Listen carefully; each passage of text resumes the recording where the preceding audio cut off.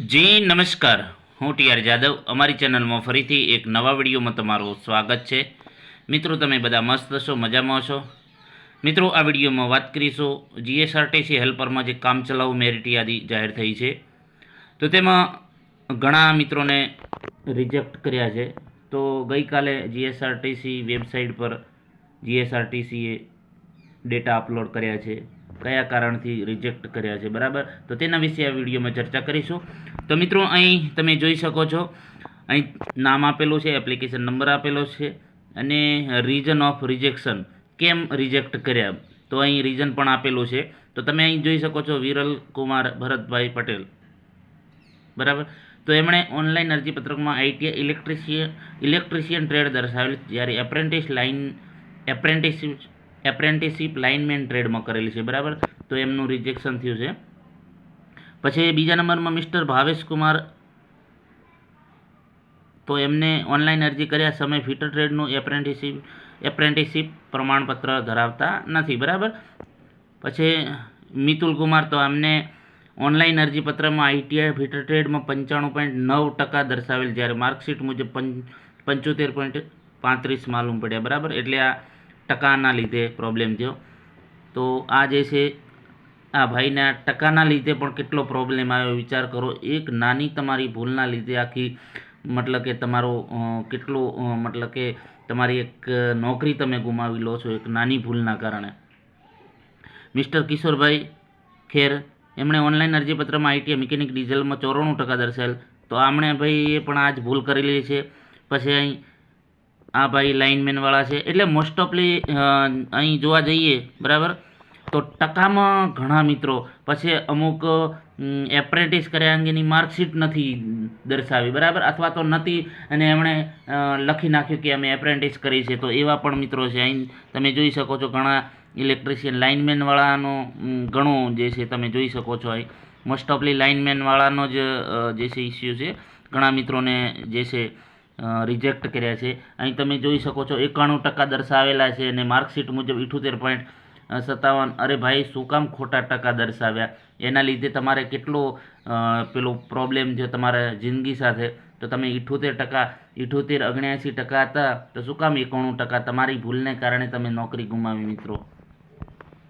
અહીં પછી જે છે assistant director sport authority of, તો અહીં એમણે સ્પોર્ટ જે સર્ટિફિકેટમાં જે છે ઇસ્યુ છે, બરાબર, જે સ્પોર્ટનું દર્શાવેલું છે એમાં.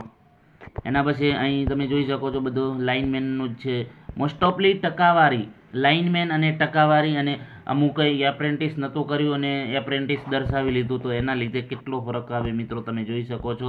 મોસ્ટ ઓફલી લાઇનમેનવાળા અને પછી અધર બોઇલર એટેન્ડન્ટ, એપ્રેન્ટિસ બોઇલર એટેન્ડન્ટમાં કરેલી છે, તો એ મિત્રોને પણ રિજેક્ટ કર્યા છે.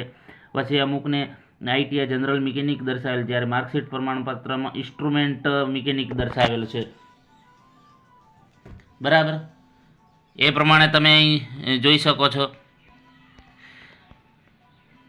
જનરલ મિકેનિક ઓનલાઈન અરજીપત્રમાં જે એપ્રેન્ટિસશીપ બોઇલર એટેન્ડન્સ, મોસ્ટ ઓફલી લાઇનમેનવાળા અને અધર જે એપ્રેન્ટિસ પોતાના ટ્રેડ છે એ બીજી, મતલબ કે પોતાના જે ટ્રેડમાં અલગ લખેલું છે ને એપ્રેન્ટિસ સર્ટિફિકેટમાં અલગ છે, તો એ પ્રમાણે એ લોકોને પણ મતલબ કે રિજેક્ટ કર્યા છે, મિત્રો.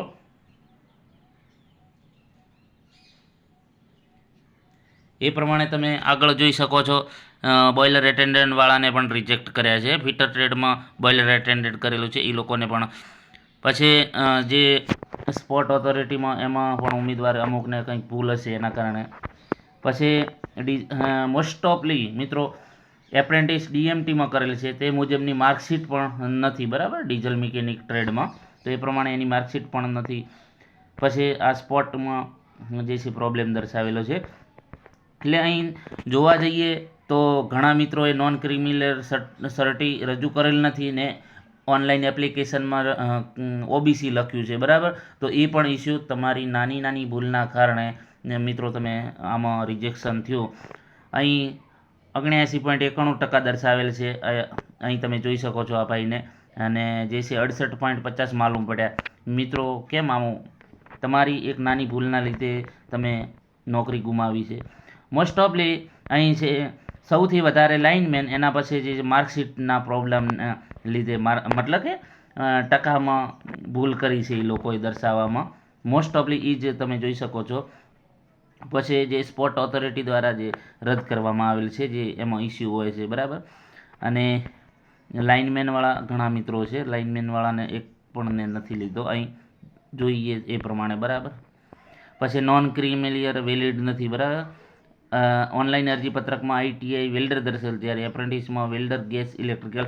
એટલે કહેવાનો મતલબ કે જીએસઆરટીસીએ જે તમારી જે છે તમારા જે છે આઈટીઆઈ સર્ટિફિકેટમાં જે ટ્રેડ લખેલો છે ઇલેક્ટ્રિશિયન, તો એપ્રેન્ટિસમાં પણ ઇલેક્ટ્રિશિયન હોવો જોઈએ એવું કહેવા માગે છે, બરાબર.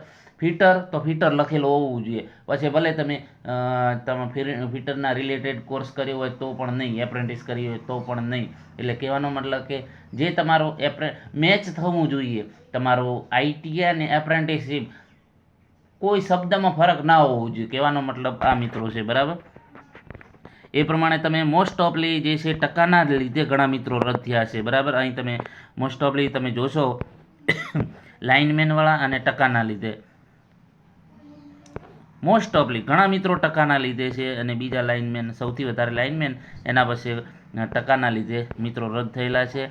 અને એપ્રેન્ટિસમાં અમુક જે છે અધર એપ્રેન્ટિસ કરેલું છે, તો એ પણ લોકો મતલબ કે રદ કરવામાં આવ્યા છે. તમે અહીં જોઈ શકો છો તમામ અમુક ઘણા મિત્રોએ એપ્રેન્ટિસ નથી કર્યું તો પણ ઓનલાઈનમાં જે ફોર્મ ભરતી વખતે દર્શાવેલું છે, તો એ મિત્રો પણ રદ કરેલું છે એ લોકોનું પણ.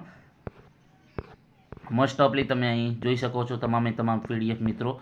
ટોટલ તમે અહીં જોઈ શકો છો ટોટલ 492. જે પ્રમાણે આપણે વિડીયો બનાવ્યો તો વિડીયોમાં તમને વાત કરી હતી કે અંદાજિત 400 થી 500 એટલે 492 મિત્રો રિજેક્ટ થયા છે, બરાબર. 492 આપણે 400 થી 500 અંદાજિત કહ્યું હતું, તો એ પ્રમાણે જે છે આંકડો આ તમે જોઈ શકો છો 492 મિત્રોને રિજેક્ટ કર્યા છે, બરાબર. તો આ પીડીએફ તમને મળી જશે, ગ્રુપમાં પણ સેન્ડ કરેલી છે અને ટેલિગ્રામમાં પણ સેન્ડ કરેલી છે, ત્યાંથી તમને મળી જશે, અથવા તો જીએસઆરટીસીની ઓફિશિયલ વેબસાઇટ પરથી તમને મળી જશે. જો વિડીયો પસંદ આવે તો લાઇક, શેર અને મિત્રો ચેનલને સબસ્ક્રાઈબ કરવાનું ન ભૂલતા. Thank you for watching this video.